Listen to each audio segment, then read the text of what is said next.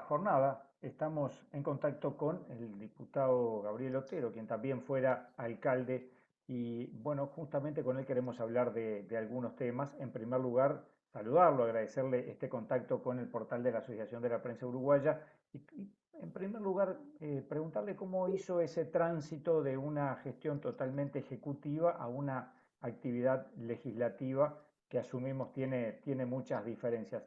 Otero, gracias por acompañarnos. Por favor, gracias a ustedes por la invitación. Y bueno, a ver, yo creo que salir de 10 años, de 2 periodos, estar al frente de un gobierno, ya es difícil de por sí, ¿no?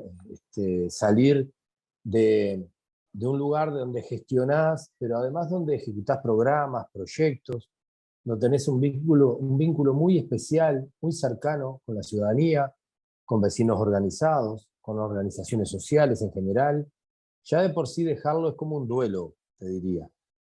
Pasar a la tarea parlamentaria, a ver, yo creo que es un plus, porque es ir a un lugar donde los temas son muy importantes, sin duda, se tocan temas de nivel nacional, económicos, de trabajo, sociales, etcétera, pero a un ritmo totalmente diferente, ¿no?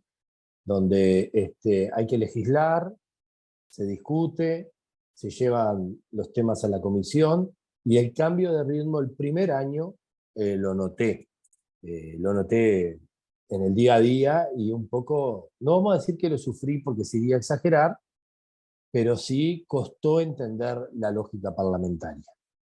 Ya en el segundo año, y habiendo trabajado muy bien el primer año en comisión, las cosas cambiaron, y uno entendió que el legislativo está bien, tiene esos tiempos, porque los necesita. El legislativo, legislar en una perspectiva de 5, 10, 15, 20 años, necesita una dinámica diferente y una discusión diferente. Ujú. Y es muy linda tarea, realmente. Ahora, por otro lado está el hecho de que se pasó a hacer oposición, es decir, porque la Mm. gestión como alcalde era mientras el Frente Amplio estaba en el gobierno, ahora como legislador está en la oposición. Eso también asumo que debe ser todo un cambio, ¿no? Sí, claro.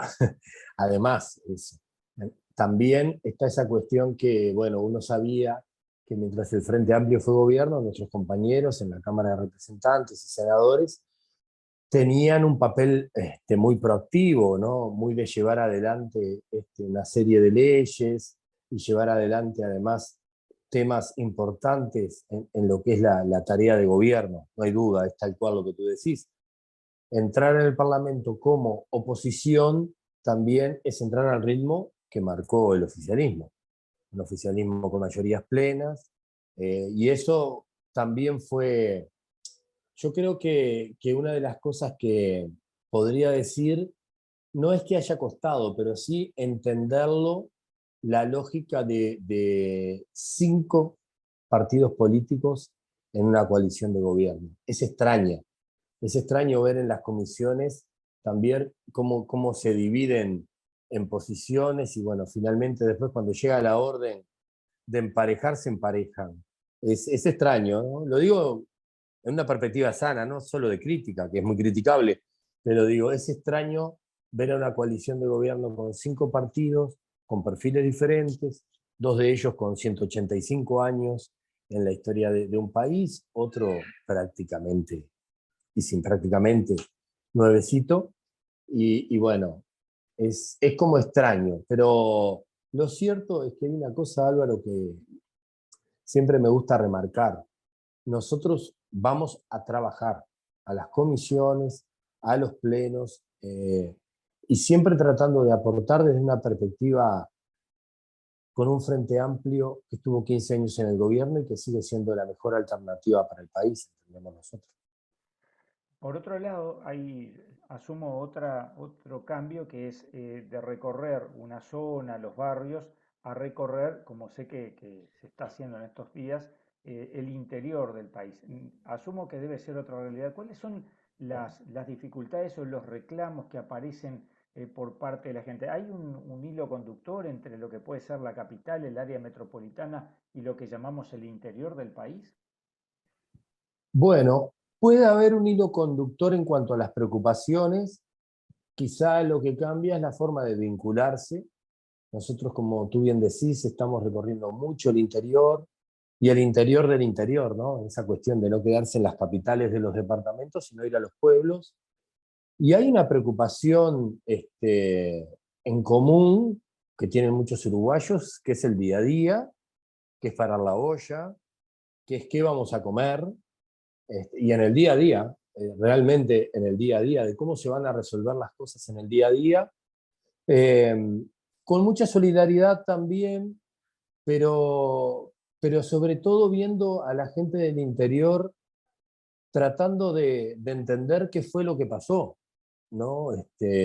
Nosotros vimos muchos vecinos y vecinas en el interior, en estas recorridas, tratando de decir, bueno, ¿qué fue lo que pasó acá?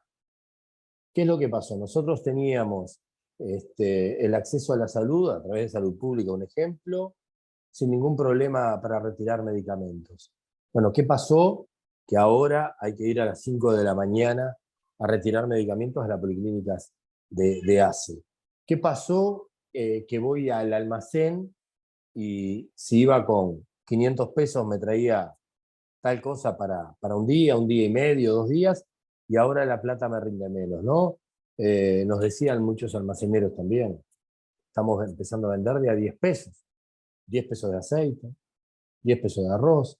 Almacenero nos decían eso, ¿no? El termómetro.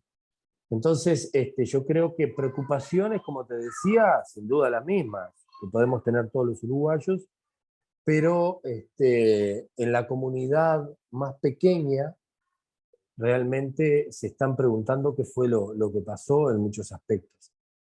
Y preocupaciones de todo tipo, también relacionadas con el apoyo estatal en cuanto, por ejemplo, al MIDES, también con respecto a lo que tiene que ver con la educación.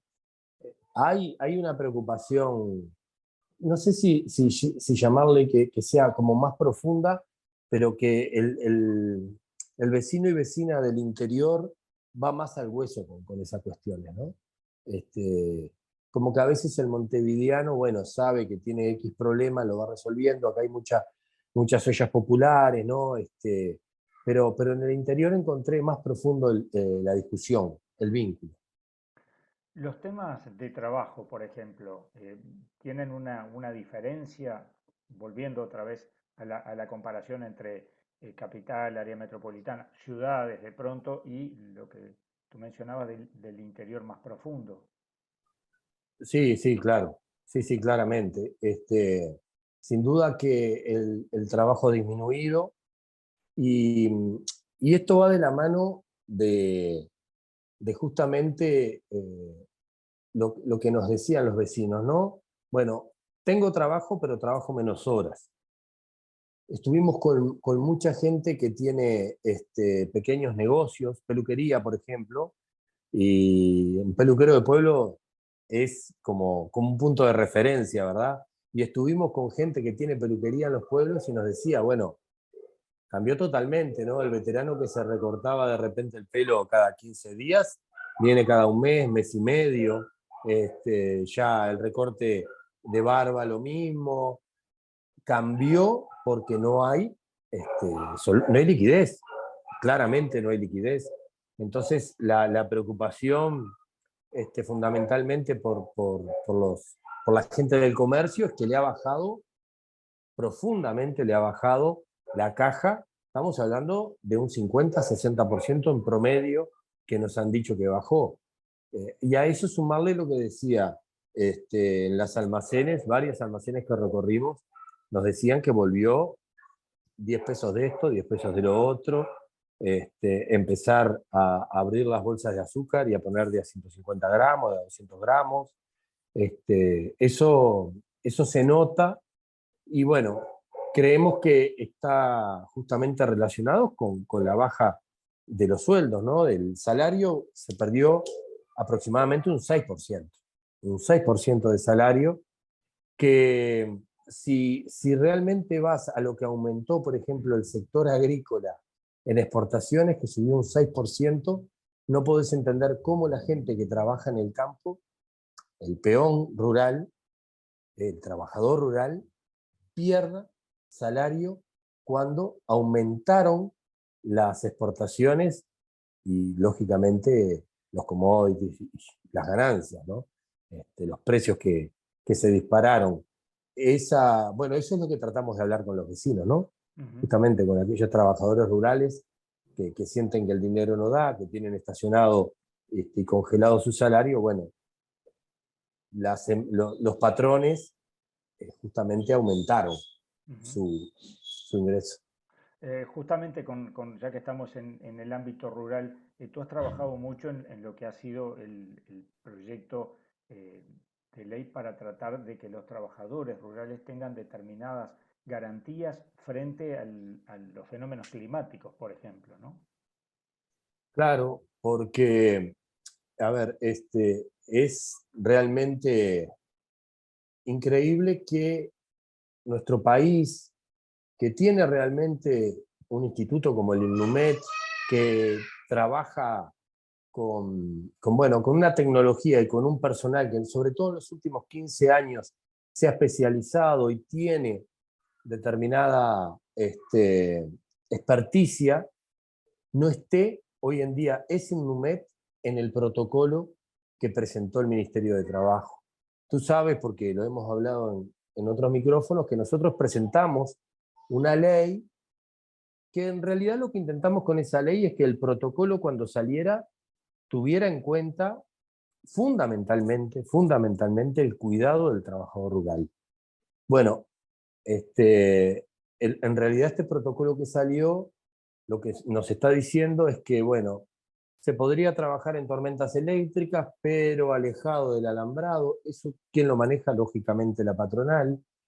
Que se estaría teniendo en cuenta cualquier tipo de alerta a través de, por ejemplo, el celular del trabajador y no un celular que la empresa le pueda dar de repente a un encargado, a un capataz, que no hay refugios en el campo, como también hemos pedido nosotros, en las zonas de trabajo tiene que haber a determinada distancia o tiempo refugios justamente para salir del peligro.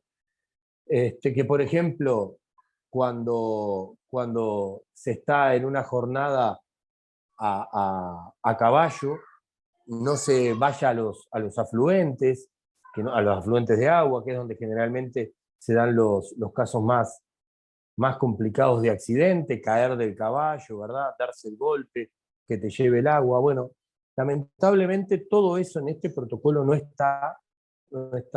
Le hemos pedido explicaciones, lógicamente, al Ministerio de Trabajo, pero lo cierto es que todo lo que trabajamos, que además lo trabajamos con la UNATRA y lo trabajamos con el Ministerio de Trabajo, no se ve reflejado, ¿no? Nosotros seguimos con la misma preocupación, Alba. Mm.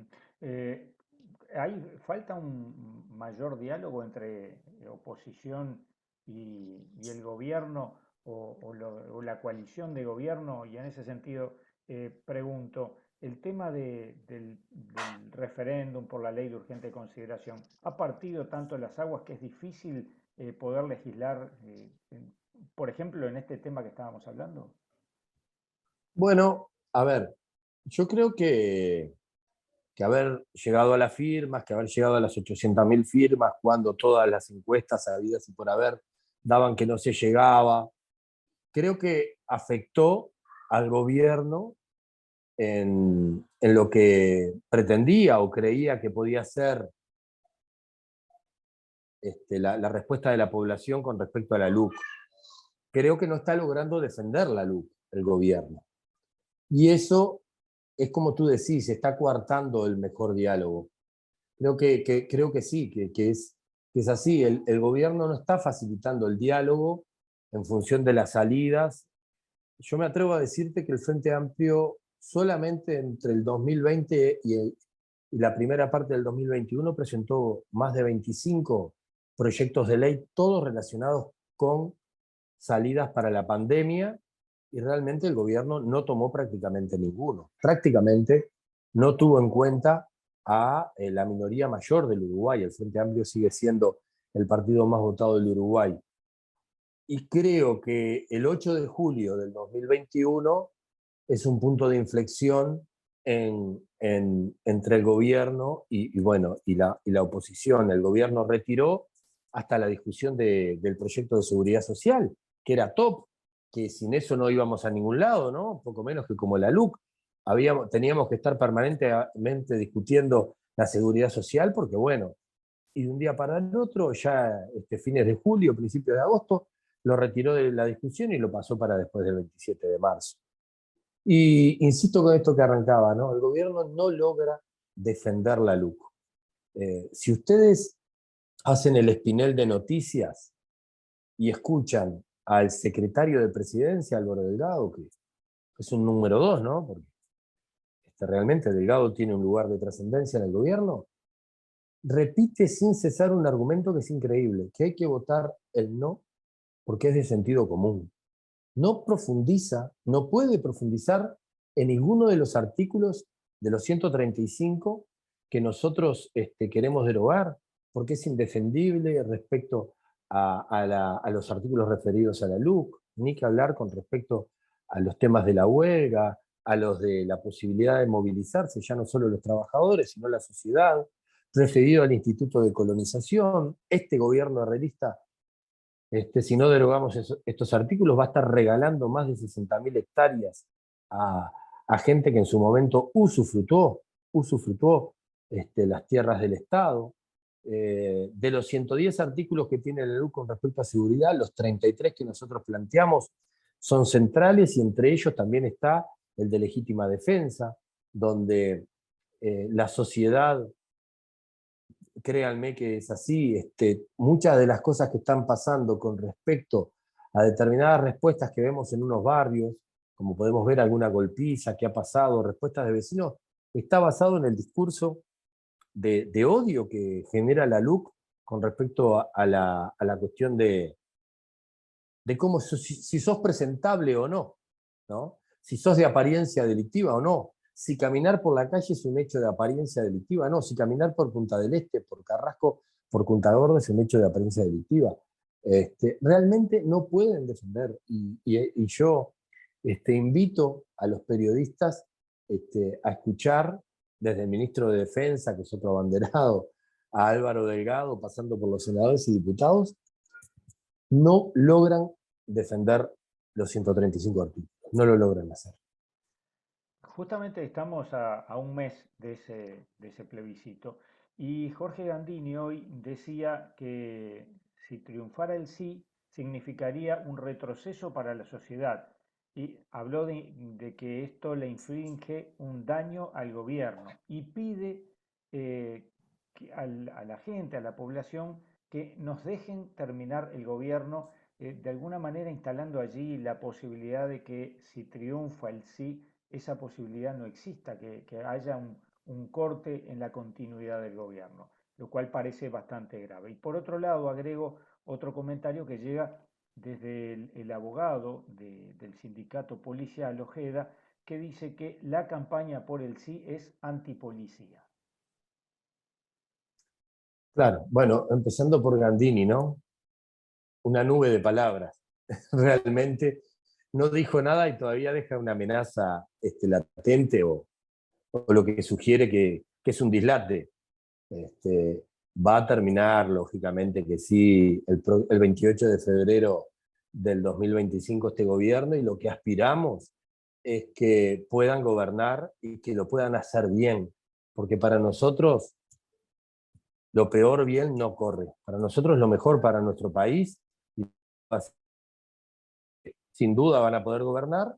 Lo que sí van a tener que gobernar condicionados con que su ley principal, su columna vertebral ideológica, sin duda, no fue aceptada por el pueblo.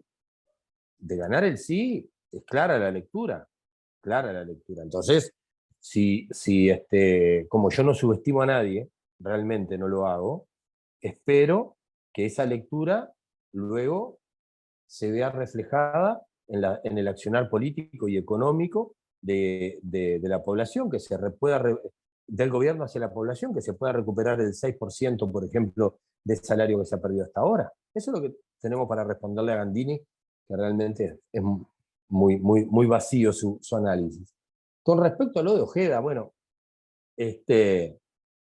si el salario, esto reconocido ante el fallecimiento del querido compañero Eduardo Bicho Bonomi, los tweets de, por ejemplo, la presidenta del sindicato dicen que se multiplicó por 10 el salario de los policías, que se dignificó su tarea porque se le dieron herramientas técnicas y herramientas materiales para llevarla adelante, que, por ejemplo, se eliminó el 222 para sacar también de ahí esa tarea que bueno, llevaba a la alienación a muchos trabajadores, ¿verdad? A estar horas y horas en una tarea que de por sí es estresante y que además siempre estaba vinculada a si le caías bien a alguien o no, para tener el 22. Entonces acá parejito. Un buen salario para todos, 8 horas para todos. Creo que la mejor respuesta que le podemos dar a Ojeda es esa, una Ojeda que intenta sin duda sacar adelante un proyecto político del Partido Colorado que se hunde cada vez que hablan, ¿no? Y no se dan cuenta.